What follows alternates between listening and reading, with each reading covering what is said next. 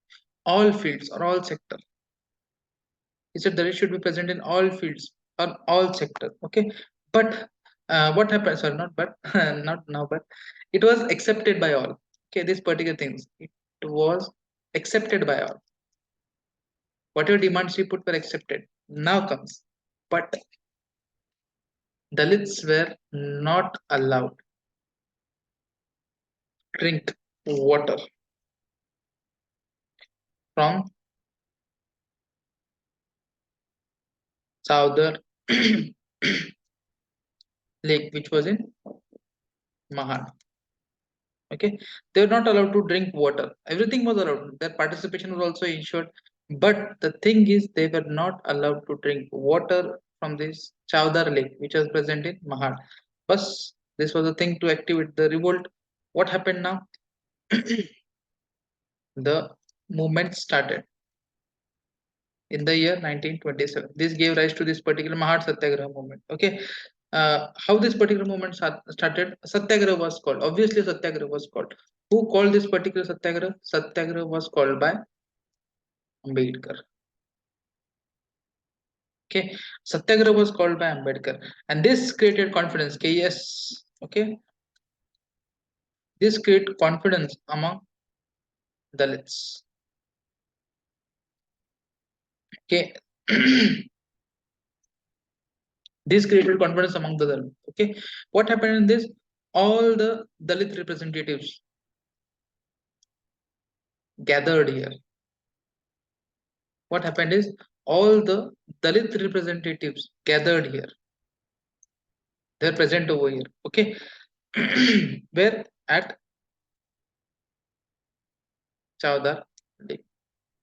All of them gathered over a place called as Chowdar Lake. Okay, along with Ambedkar. Okay, along with Ambedkar,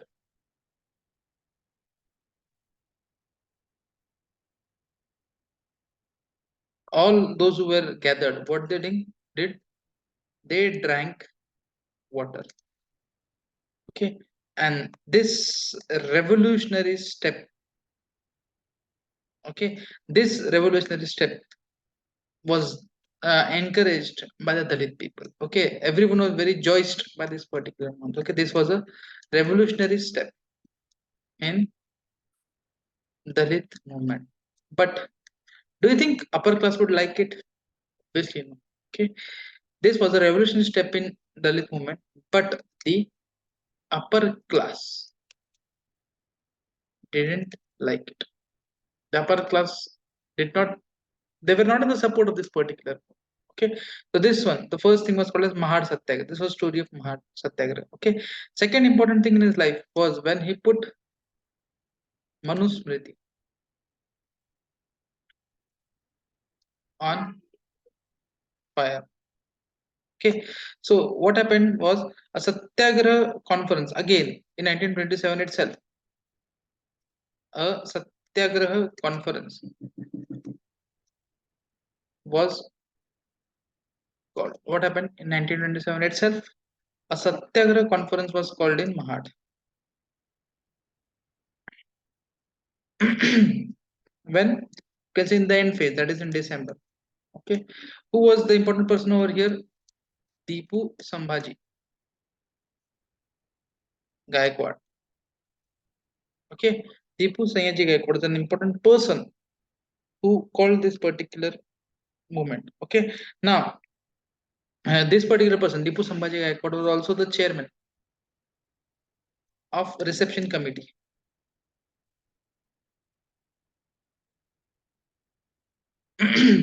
Okay, there were some other leaders as well who participated in this particular movement. Who were this particular person? The names are important.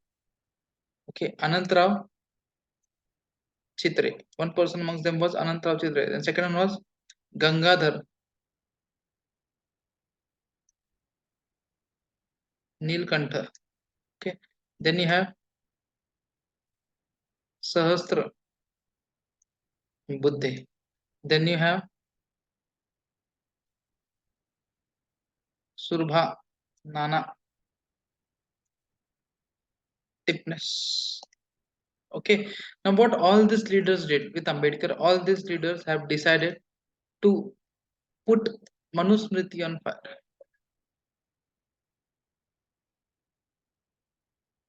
Manusmriti on fire. Why? Because these people thought that Manusmriti was anti-Dalit. Okay, Manusmriti was anti-Dalit, and they decided to put it on fire.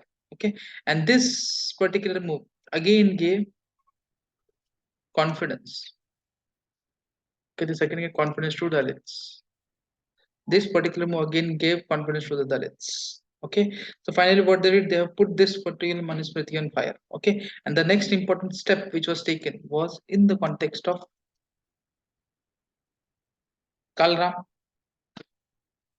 temple entry movement. Okay, next important step was kalaram temple entry movement. Okay, now Dalits initially were considered a section of Hindu society. Okay, what we call Dalits. Dalits were the part of Hindu society. Okay, but still they were not allowed to enter the temple. Okay, they were not allowed to enter the temples, though being part of the society, though they were the part of society, but still they were not allowed to enter into the Hindu temples. Okay, they're not allowed. So what Ambedkar did, we are Hindus now, so what we'll do, we'll enter the temple. So